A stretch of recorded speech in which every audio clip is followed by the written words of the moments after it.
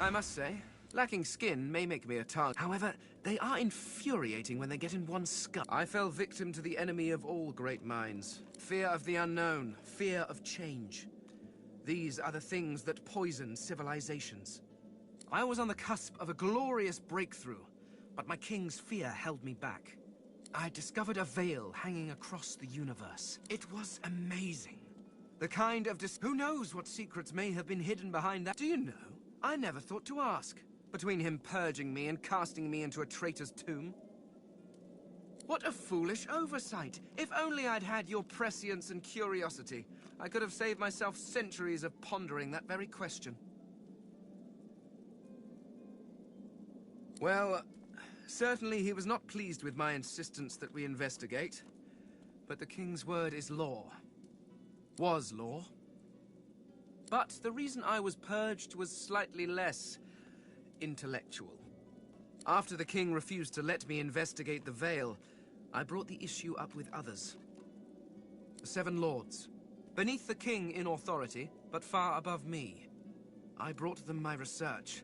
I showed them everything.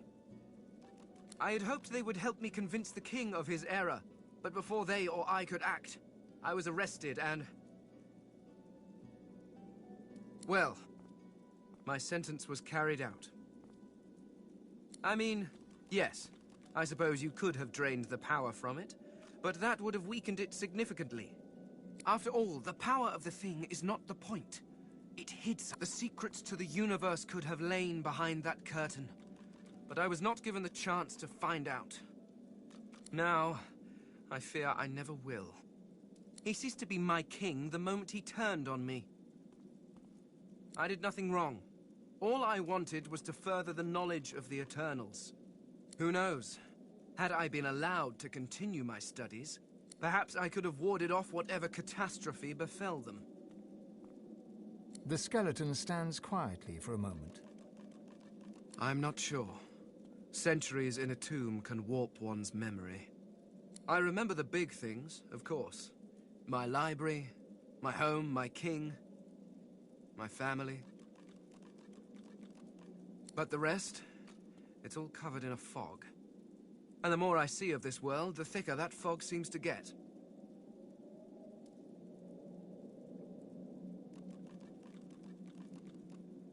Once I would have boasted that it was the best form of government. Indeed, it was the only form of government we knew.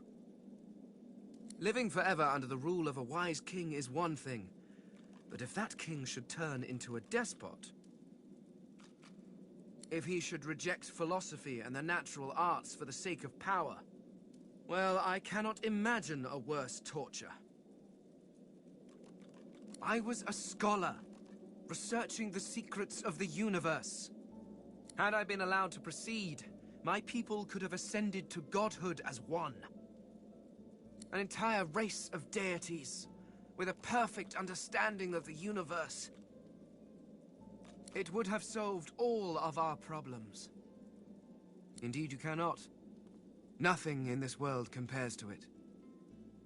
We crafted our homes from stone and crystal, using the power of the universe itself to keep them in place. Your people, on the other hand, seem quite content to sit about in smoky hovels, held together by straw and filth. It's a mercy I don't have a nose. I cannot imagine how you stand it. They came rather low in my life, alas. My wife and daughter always had to compete with my work for my attention, and my work was always stiff competition. They were often neglected. I wonder how many more years they spent neglected, well, before whatever happened, happened.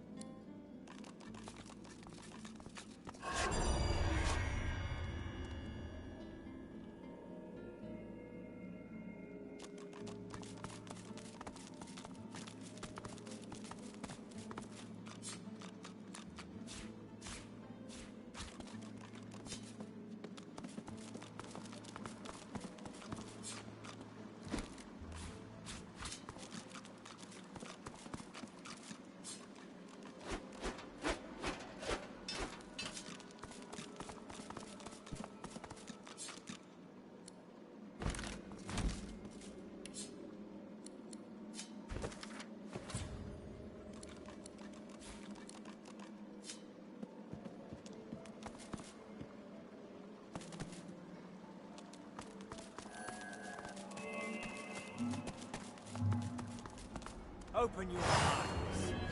Time to die.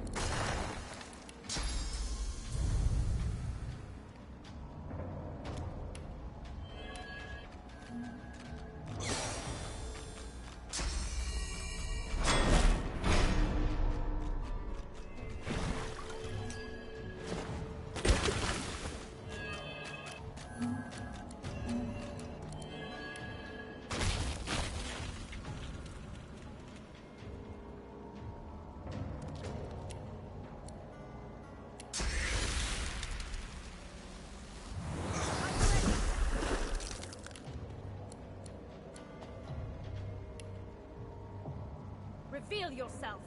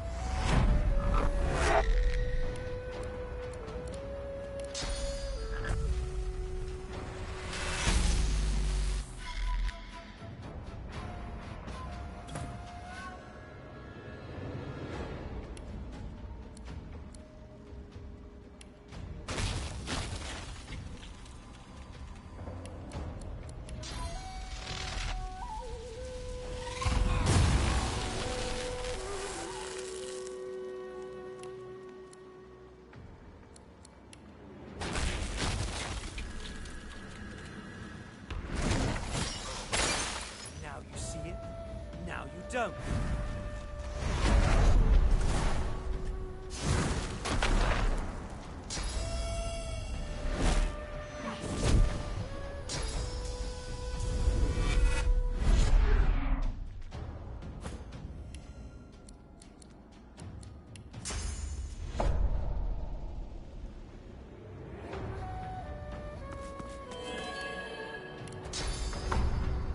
Glory mine.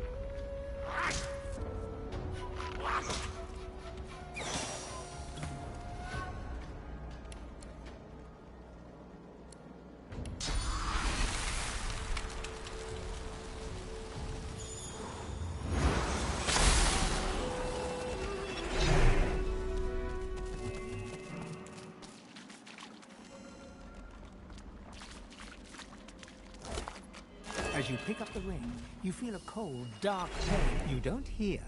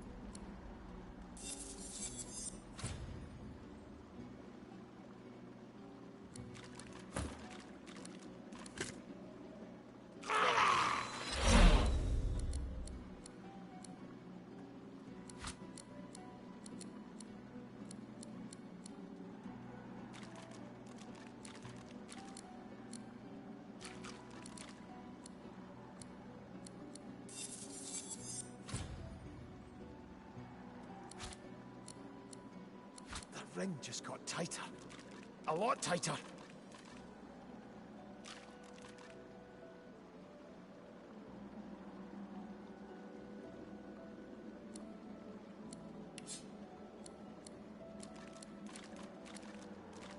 Something isn't right. The ring's gone, but not its curse.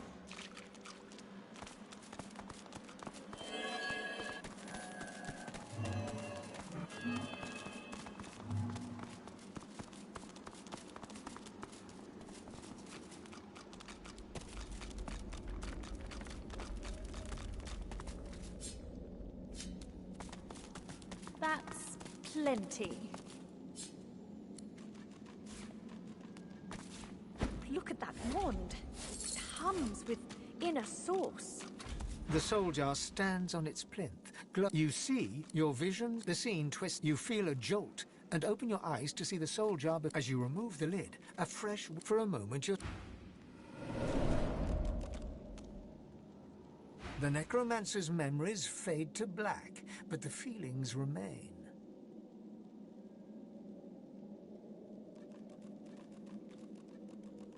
They may have been a necromancer. Anyone who marked... One must wonder.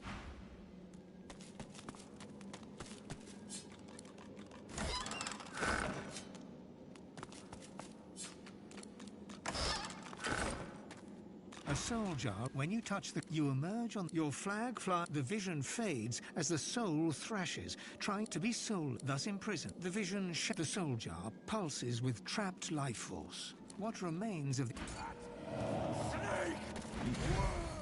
You made it all this way. He trembles and seems to shudder with a quiet sob. I'm cursed, you know. Bloody Bracchus bound me here to protect his vault. As long as the jar stays unbroken, I can never truly die. Really?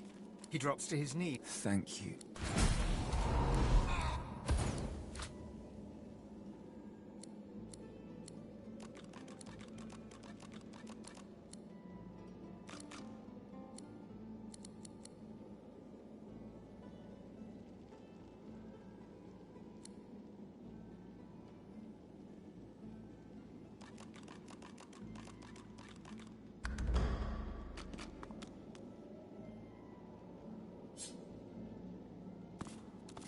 The jar before you, the soul jar rocks. As soon as the vision, a shadow falls. As you pull your hand away, you can feel a deep longing. Graviana's soul. I'm not ready. No, you can't. No!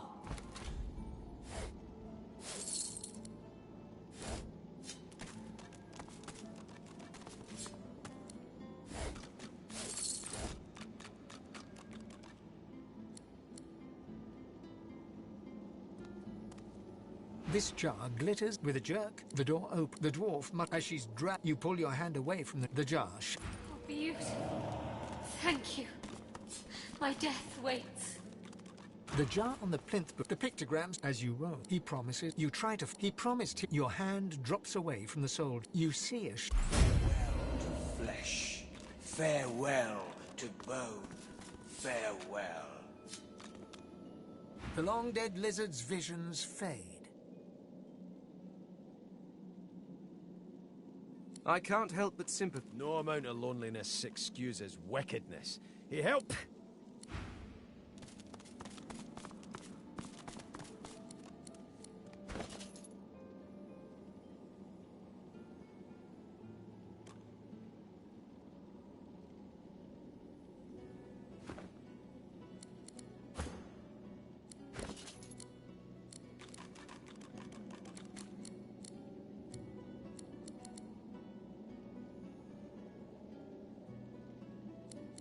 It's been cursed!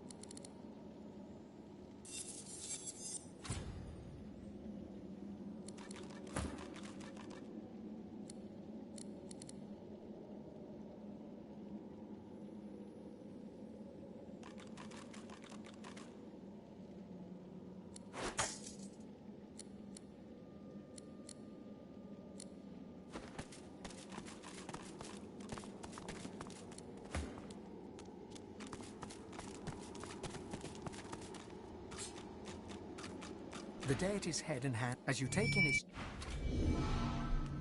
That shrine seems to have brought me here. What is this place? Quackus, where are we? No leaves, no trees, no soil. This is horrific! You walk towards the figure on the dais, but wisps of mist start to cloud your vision. With each step, the mist gets thicker, hiding the figure from sight. You see a shape through the fog. Reaching out, you touch the figure. It turns, and you see your mother. She smiles warmly, laying her hand on yours. "My child," she whispers, "my child."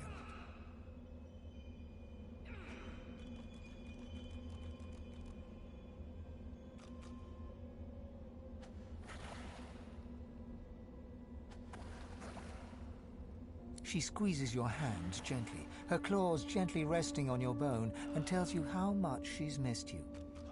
Your skull is filled with a sense of home, the sounds of a babbling brook, the feeling of a youth spent playing in the fields. You shake your head, your mind stumbling. Your childhood was nothing like that. "Hush, child," your mother whispers, her scaled hand squeezing yours. "It's okay. You're home now, home with me." Your arms rest on her shoulders, squeezing her tight, and for a moment, just a moment, you feel whole again. But as you stand there, your mother in your arms, something changes. Your hands start to sink through her, and the vision of your mother dissolves to smoke. You're left standing on the cold, glowing cobbles. As the mist clears, you see a new figure before you. Before you stands the goddess Amadia. I am here to meet you, just as you are here to meet me.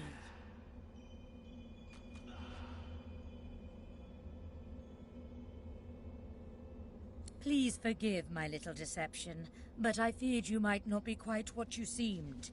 These are dangerous times. The void creeps ever closer, my child.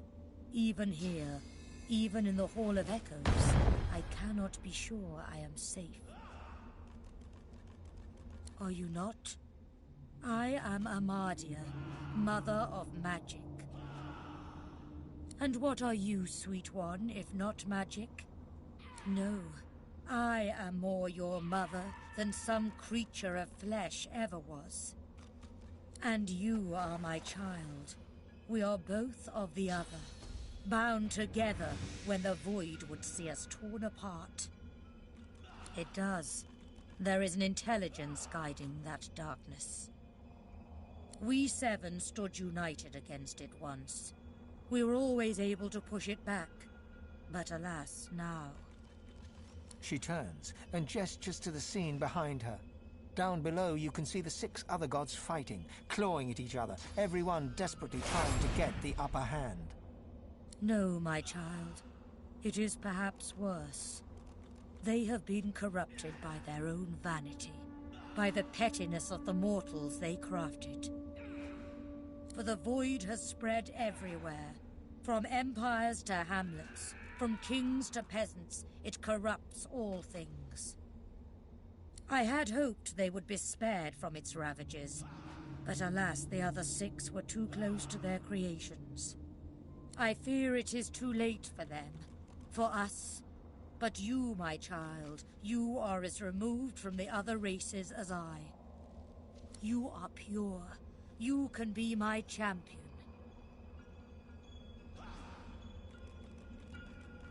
I stood up for what was right, and I would ask no more of you.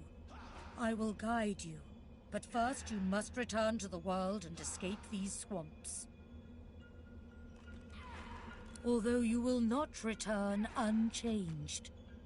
As your first step towards righting the wrongs of this world, I grant you my blessing. Amadia stretches out her hand, and you feel a warm glow spread through your bones. You feel not whole, but closer to it, as if a new corner of your spirit has been unlocked. You may have noticed I have tried to help you on your journey, that I can bless the very water beneath your feet. Now you have that power for yourself. And this is only the beginning. More and greater powers await you, if only you will seek them. And seek them you must. But before you begin, a word of warning. I gather that you travel with a pack of others. It is only natural.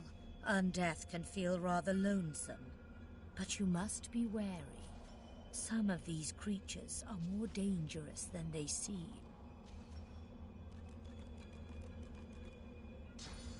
They are God-woken, the chosen champions of the other 6 gods. And then there is the one you know as Losa. She is something else. For they will all walk the same path as you, but they cannot be allowed to reach its end. You must be the one. Only one of our people can wield this power. Only... She lays her hand on your skull, and you see it clearly. The others, the gods, Amadia, and you. You are her chosen. You are her God-woken. So go forth into the...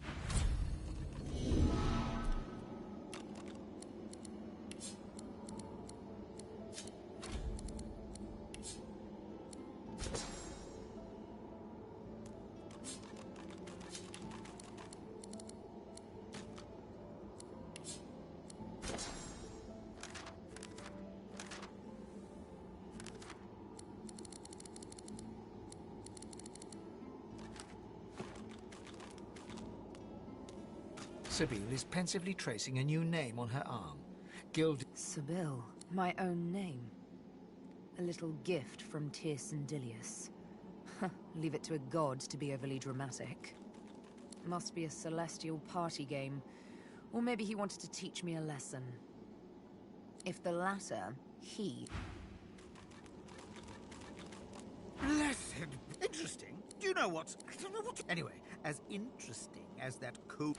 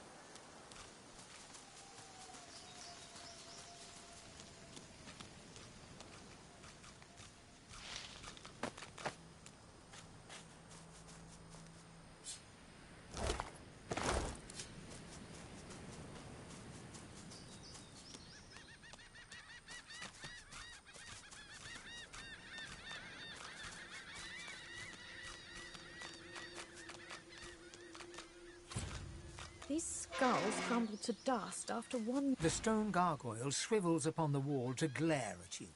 Stone eyelids scrape over agate eyes as it blinks. Stranger, you enter topsy-turvy. No matter, and you may stay for it. Maybe you'll find some in the garden, or maybe your soul will help the next adventurer through. They always...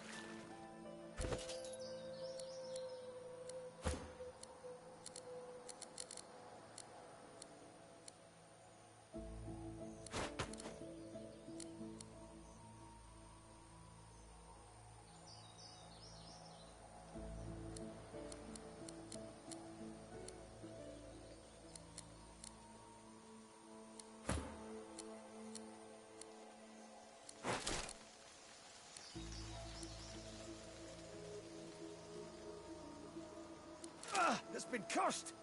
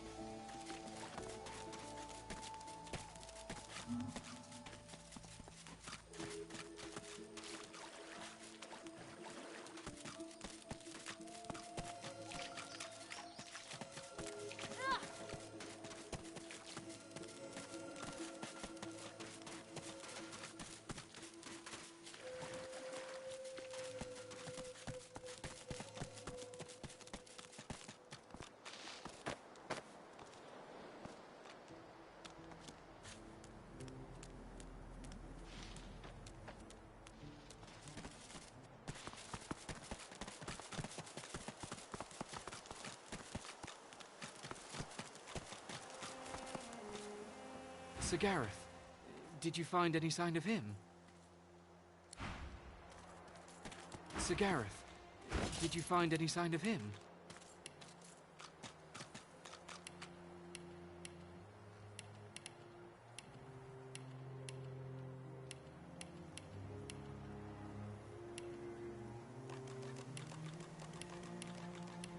Wisht, bonny barn, now don't you cry. Smoke and The screams. birds are asleep, the Echoes moon's of in the death. sky.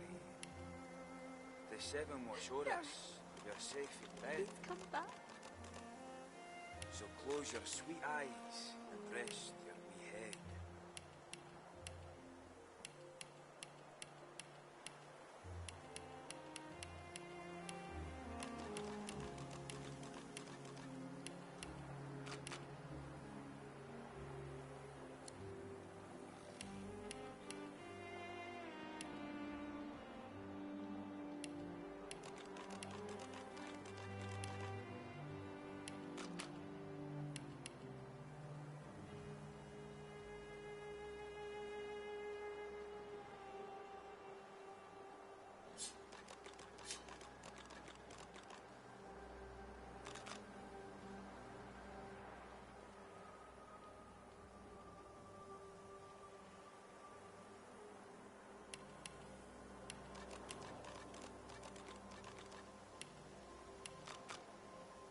Smoke and screams.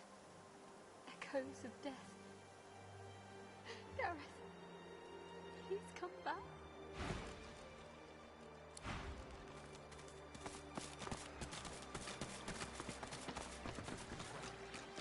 Wisht, bonny barn, now don't you cry. The birds are asleep, the moon's in the sky. The seven watch o'er us, you're safe in bed. So close your sweet eyes and rest your wee head.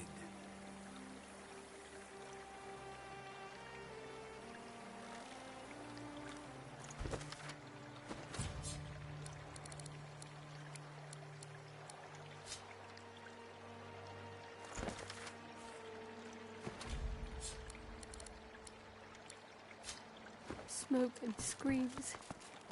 Echoes. Duggan stands over. There. Duggan stands over Lair, singing softly as she mutters about Gareth.